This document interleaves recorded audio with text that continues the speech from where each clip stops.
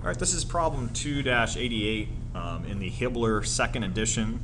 We're working this for the EGR 345 fluid mechanics class. So you can't really see it in this page, but it's problem 288. It's down here in the corner. Okay. And so problem 288 is referring to this picture here, right? It's asking, it says the tank is filled with water and determine the resultant force acting on the trapezoidal plate C and the location of the center of pressure measured from the top of the tank. Solve this problem using the formula method, right? So pretty standard, just flat out just tells you it's water, right? So here we're going to use the formula method.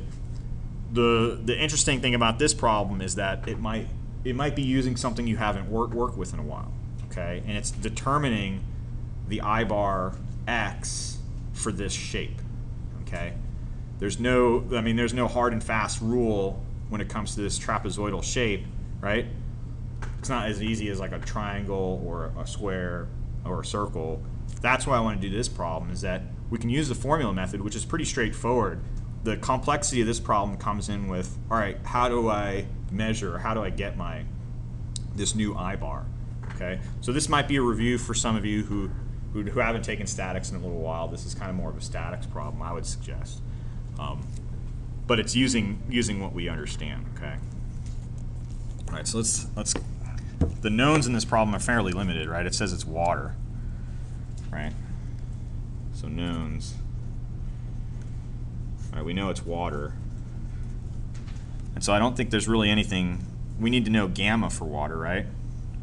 And this is, it's not telling us it's SI or actually, no, it kind of is, right? Because it's giving us the dimensions here are in meters. So we'll use SI. So what's the gamma for H2O?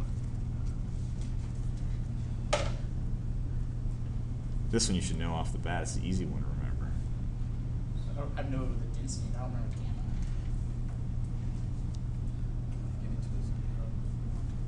gamma. So no, pounds we don't use here, right? I'll save you trouble. So it's oh, okay. So yeah, so it's this rho g. I remember the rho. What's the density? It's like 1,000. Yeah, that's the easy one. Sorry. I don't remember gamma. So this is 1,000. Sorry about that. Yeah. So it's 1,000, and this is kilograms per meter right. cubed, right? That's the easy one to remember, and then you just multiply it by 9.81 meters per second squared. So that should be what, 9,800 and.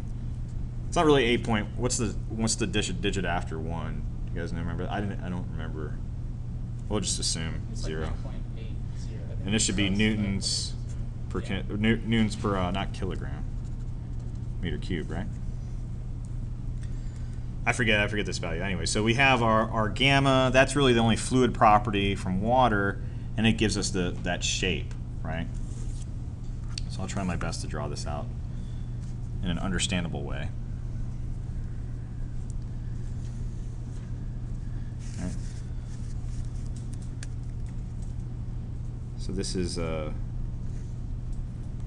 trapezoidal shape.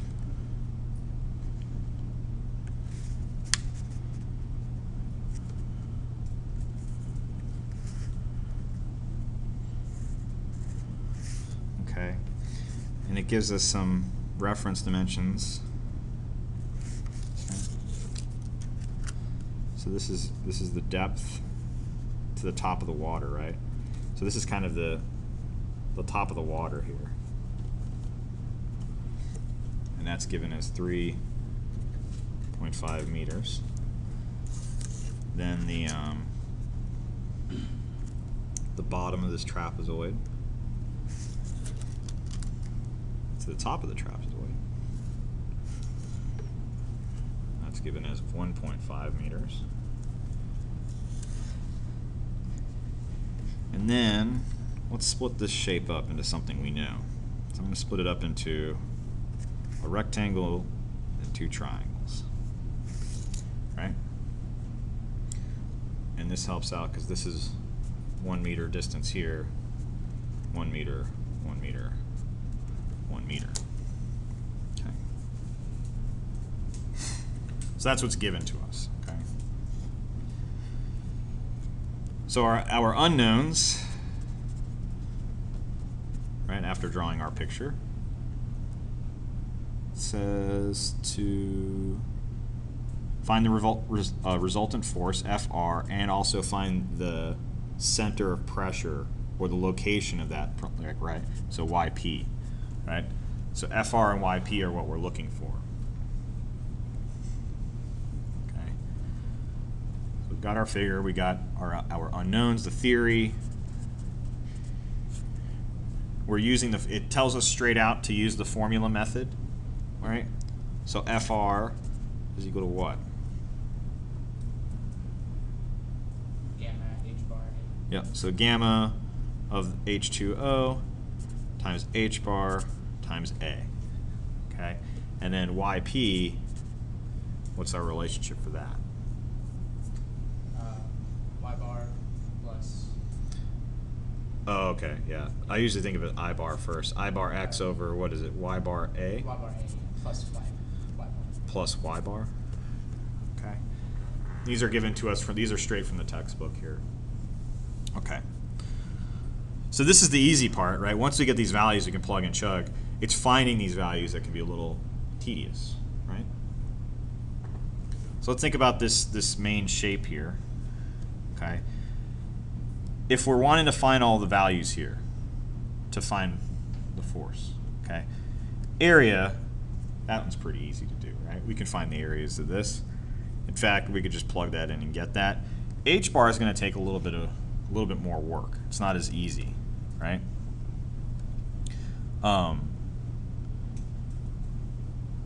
Really, I think when we're finding, all right. So let's just calculate the area first. Let's get that out of the way. So let's go solution here,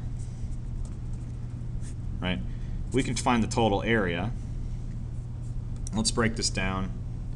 I'll say this is I should have drew this a little bit bigger, but what I'll say here is this is area 1, 2, and 3, right?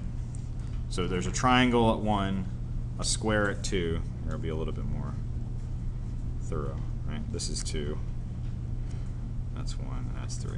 Okay. There's a reason why I'm drawing these outside of the shapes, because I'm going to try to locate centroids for these shapes as we go along. All right. So the area here, we can say, okay, equal the area of shape 1 plus the area of shape 2 plus the area of shape 3. All right. This one should be easy. What is this? Area of shape 1 is 1/2 base times the height, which is 1 meter, plus area A2, which is 1 meter times 1 meter, and then plus the area of shape 3, which is 1/2 1 meter times 1 meter. So what's my area? Equal to? Be 3. Right? To be 3, right? Yeah. Right? Mm-hmm. Because that's 1. 1. Or that's half 1 and then half. Yeah. Right? Isn't the height 1.5? Yeah, the height's 1.5. Oh, I messed that up. Yeah. Sorry about that. So this is one. I was looking at 1 meters here, so I messed that up. You're right. So this is 1.5, right? 1.5, 1.5. So what is that? 2.5. Oh, no,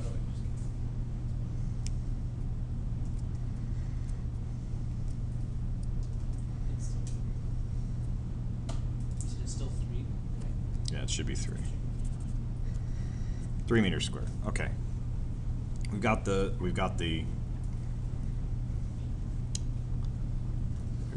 right?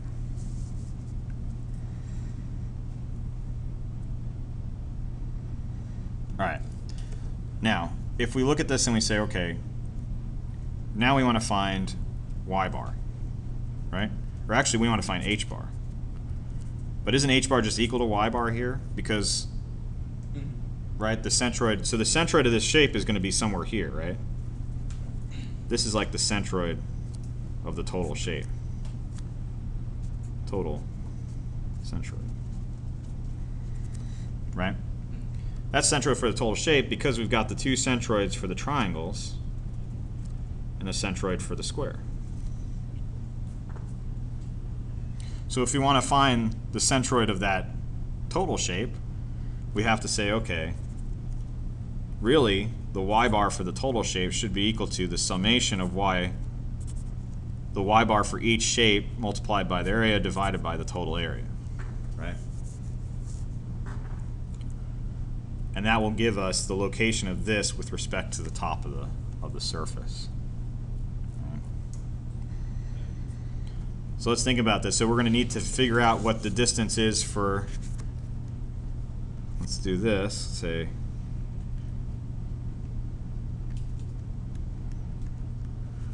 right here and right here. So we'll need to find this distance.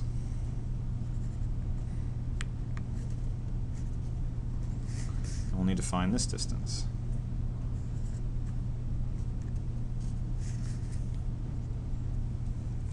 Right?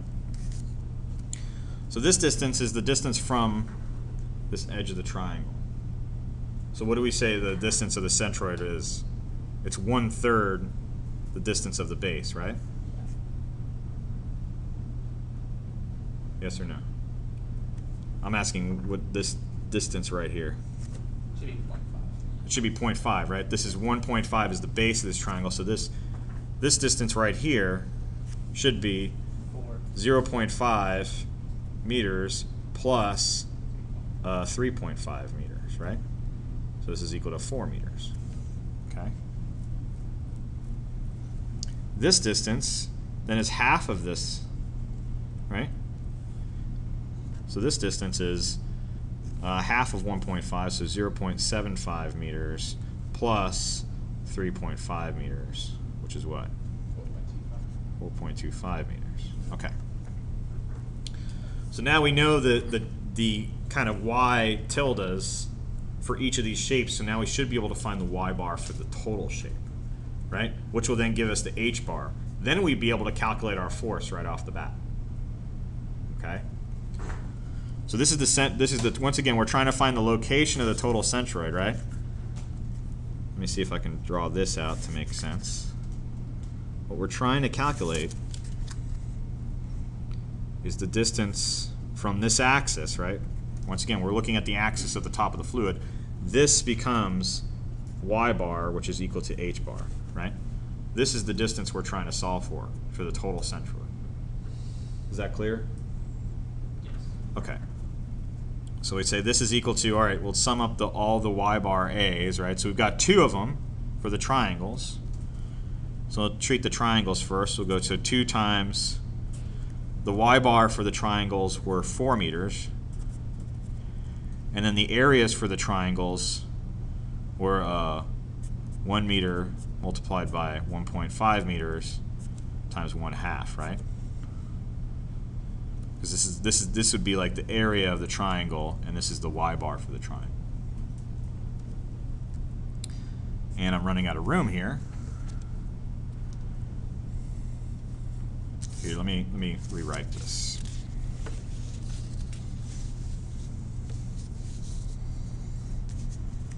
Say okay. So y bar is equal to 2 times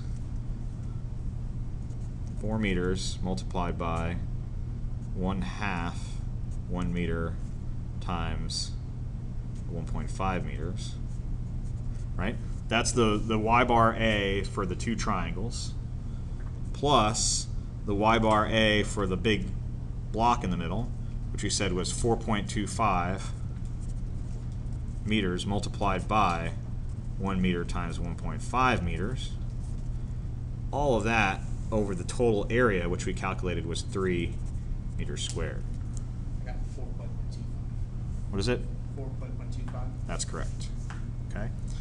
So then y bar, which once again is h bar, is equal to 4.125 meters.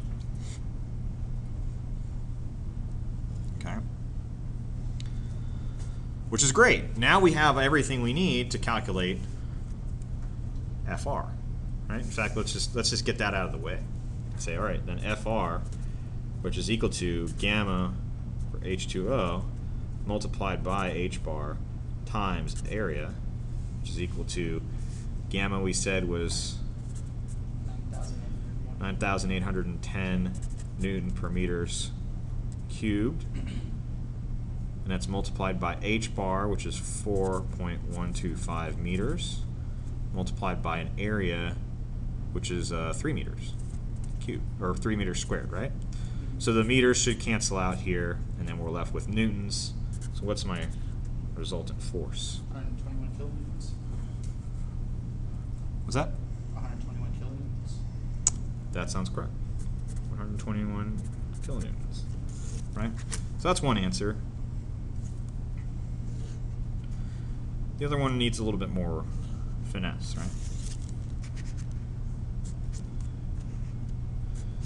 Okay, and this is the reason why I picked this problem out, is now to find the location, right, YP, right, this is just, we just found the location of the centroid, right, that's the h bar.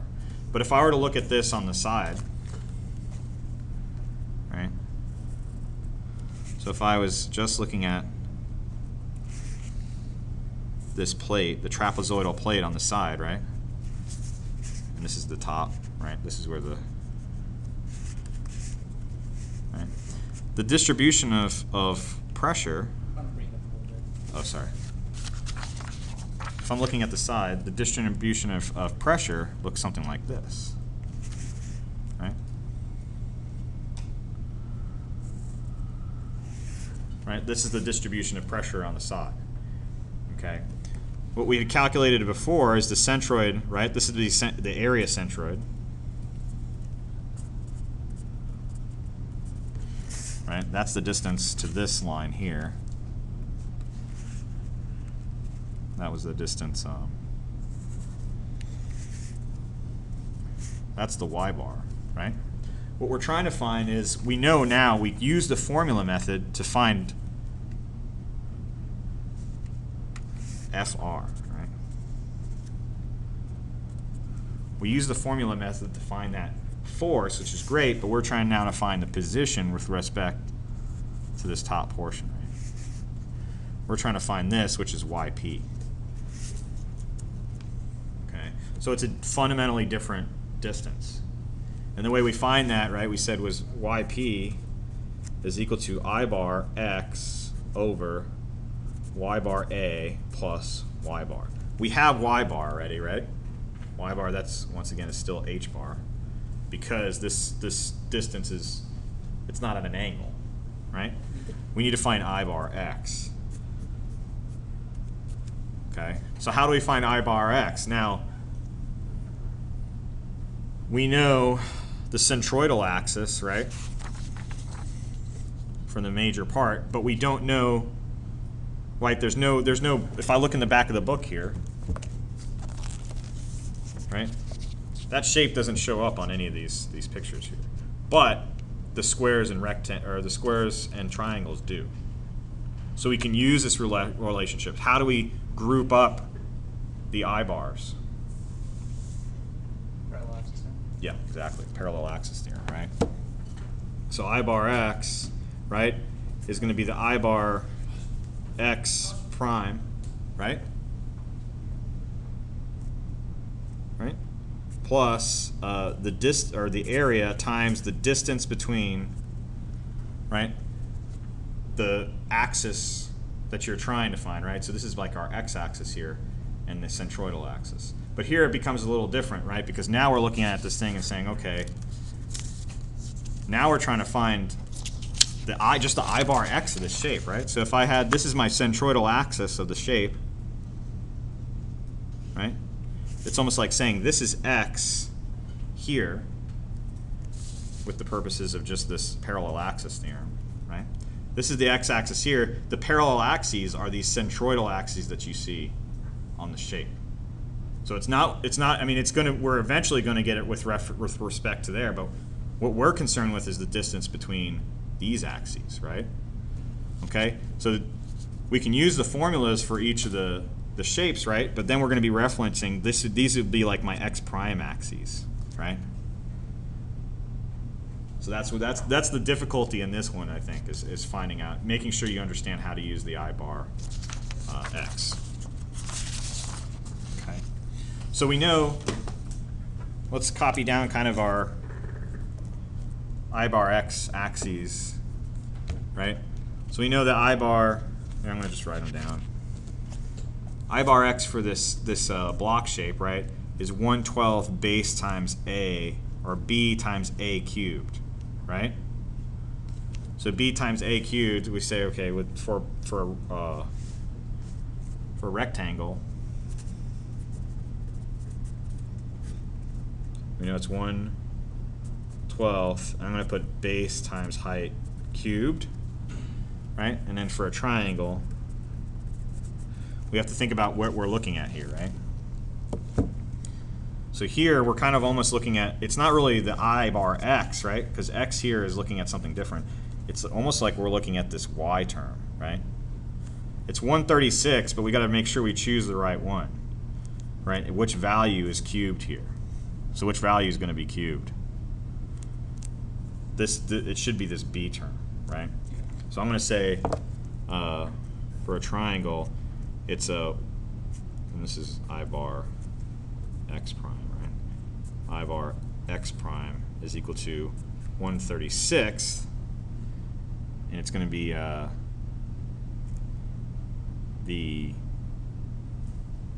let's do base height cubed, okay, using the relationship that's given here, meaning this 1.5 distance is going to be cubed here, okay?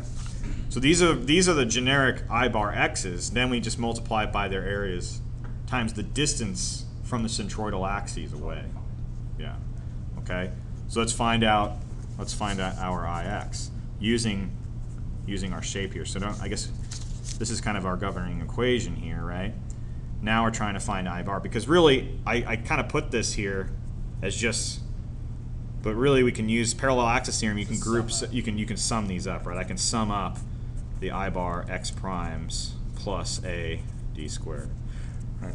So I can add all these together, and that's what I'm going to do here.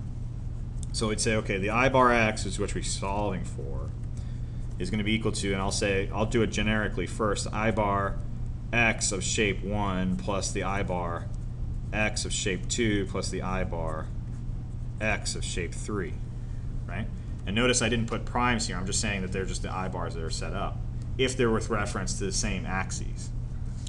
But since they're not, we have to use parallel axis theorem. So I bar x is then equal to, okay, for shape 1, right, which is a triangle, so we're going to use this relationship here. It's 1/36, and this is going to be base, right, which is this 1 meter. So 1 meter multiplied by its height, which is 1.5 meters, quantity cubed. Okay, that's the I bar x prime. Then we add the area times the distance between the axes, which the area for that triangle is just 1/2 base times height, so 1 meter times 1.5 meters. And now we got to find the distance between them squared, right? So now we're trying to measure the distance from this x bar axis to the centroidal axis of the triangle. So it's really this tiny distance right here, which we can get. We know this distance, right? That's y bar. It's 4.125. Okay, so that's 4.125 meters minus, 4.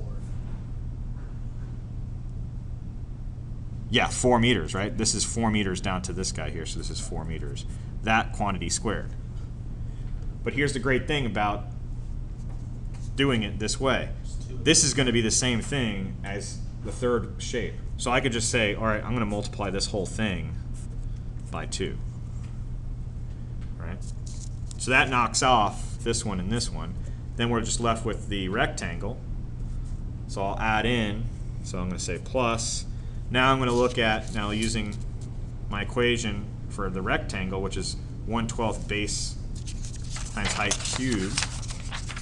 So that's plus 1/12, 1 meter times 1.5 meters cubed, right? So that's the I bar x prime, right? The centroidal, that's what we get from the textbook.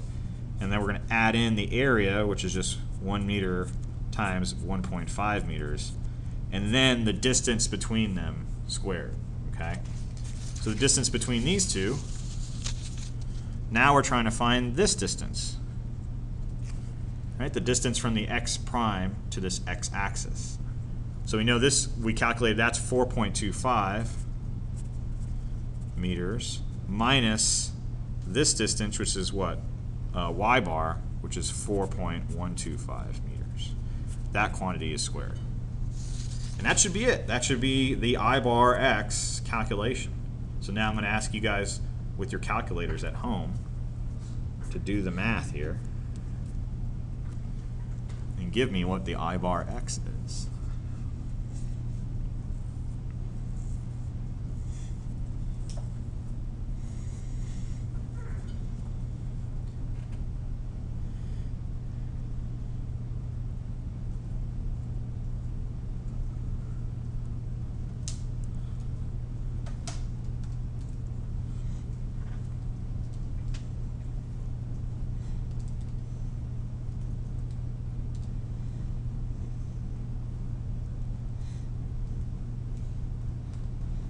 Keep in mind this is the entire quantity here times 2. So there's 2 of these guys. And this is a separate. So dimensional homogeneity here, right? So Yeah. these should all match up. This should have the same units as this thing, right? So meters to the 4th power should be throughout. So what's my value?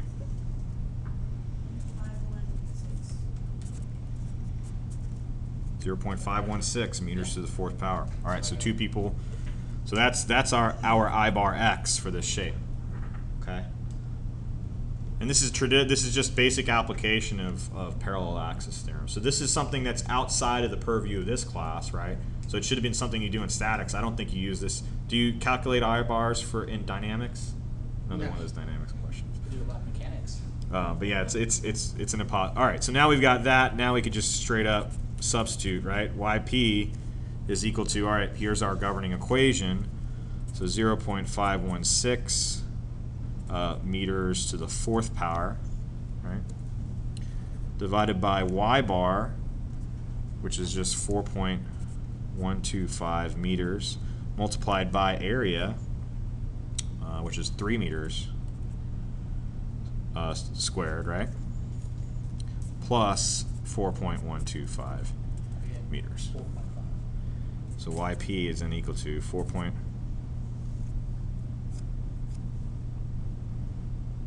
Is that right? 4.5? That's more, well, no, yeah, because overall that's like 4.167. What? Yeah, I got 4.17. 4.17 meters. That sounds better. So you may want to check your calculator. This should be 4.125. Oh, okay, no, I know what I did. Okay. So then that's the position, right? So then this becomes the distance down to the location of this force, right? And this is literally just using the formula method. We're trusting in the math, right? Probably the most complicated part is calculating I bar x, right? And if that's something that you haven't done in a while, this might be something you want to take a look at and review. But really, it's more. This is a geometry problem. But it's based on, we already did in class. We described how we got, this relationship here and also this relationship here. So the physics is kind of built into that. You get here. Okay. Do you have any questions for this problem? Okay. All right.